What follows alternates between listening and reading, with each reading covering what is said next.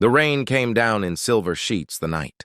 Ava Reynolds asked a stranger to pretend he loved her, not because she wanted attention, not because she was desperate for romance, but because inside St. Margaret's Hospital, on the fourth floor oncology wing, her mother was dying, and her final wish was quietly breaking Ava apart.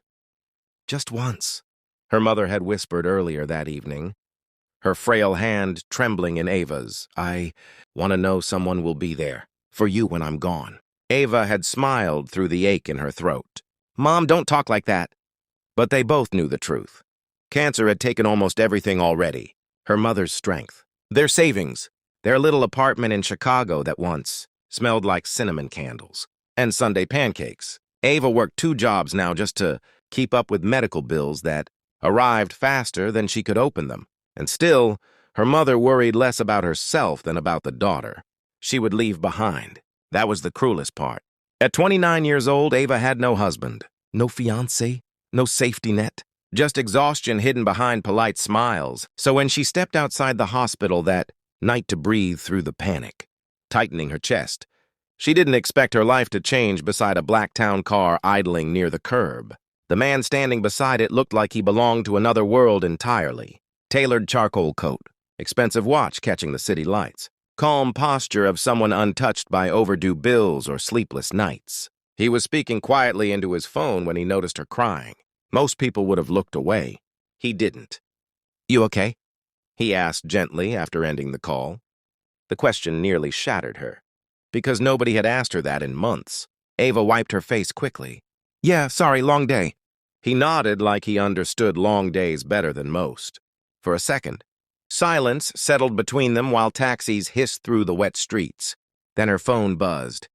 It was a text from the nurse. Your mom keeps asking if your boyfriend is coming tonight. Ava stared at the screen. Something inside her cracked. Before common sense could stop her, she looked at the stranger and said the most humiliating words of her life. I know this sounds insane, but would you pretend to be my boyfriend for 10 minutes? The man blinked. Ava immediately regretted it. Oh my God, forget I said anything. I'm sorry. This is ridiculous. But he didn't laugh. Instead, his expression softened. What's your mother's name? Claire. And she's sick? Ava nodded. Terminally. He glanced toward the hospital entrance, then back at her trembling hands. What's your name? Ava. I'm Ethan. She expected him to walk away. Instead, he slipped his phone into his pocket and quietly said, Tell me what Claire needs to hear. 20 minutes later, Ethan Cross was sitting beside Ava in a dim hospital room, holding her mother's hand like he'd known her for years. Claire looked happier than she had in weeks. So you're the man stealing my daughter's heart, she teased weakly. Ava nearly cried right there. Ethan smiled warmly. I think she stole mine first. It was absurd, completely absurd, and yet somehow he made it feel real. He listened to Claire's stories about Ava's childhood, laughed at old family photos, helped adjust blankets when nurses were busy. He never once checked his watch. When Claire eventually drifted asleep, Ava walked him toward the elevator in stunned silence. You didn't have to do all that, she whispered. I know. Most people wouldn't. Ethan looked at her for a long moment.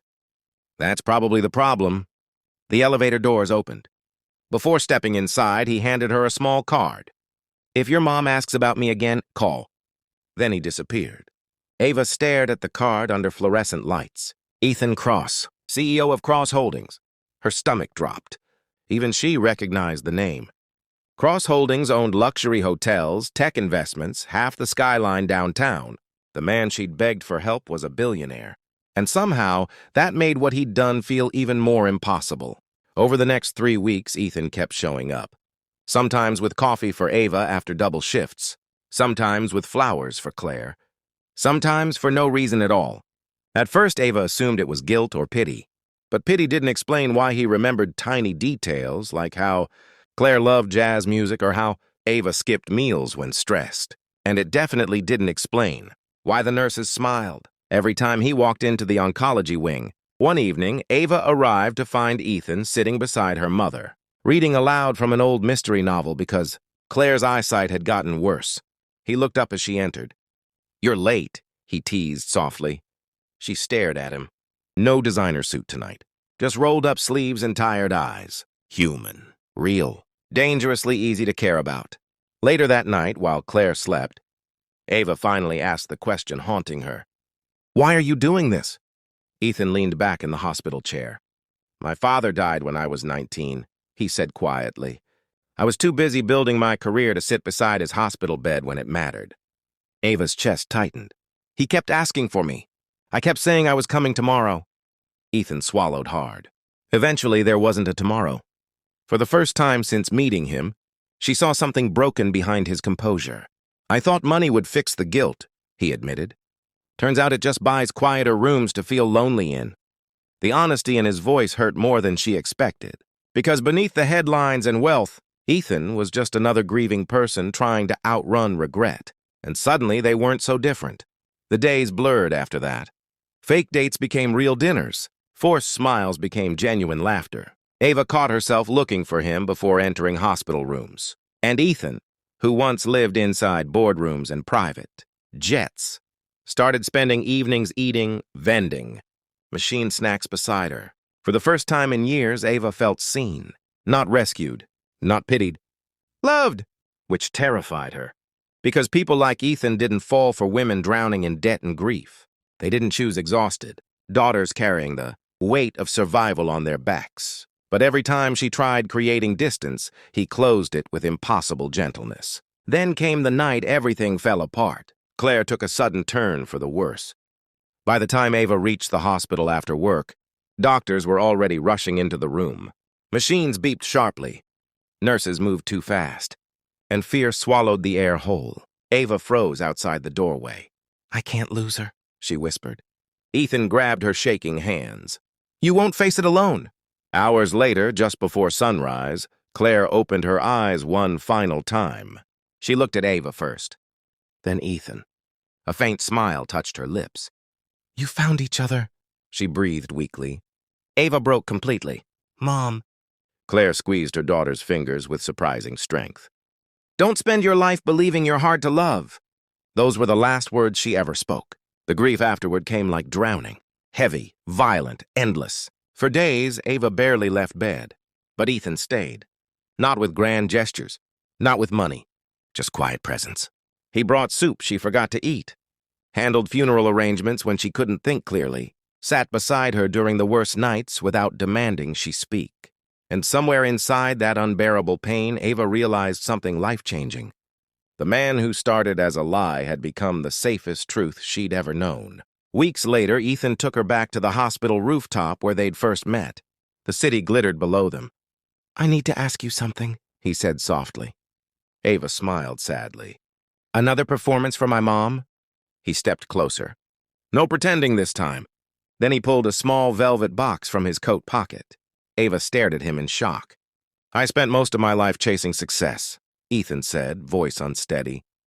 "But loving you has been the first thing that actually made me feel successful."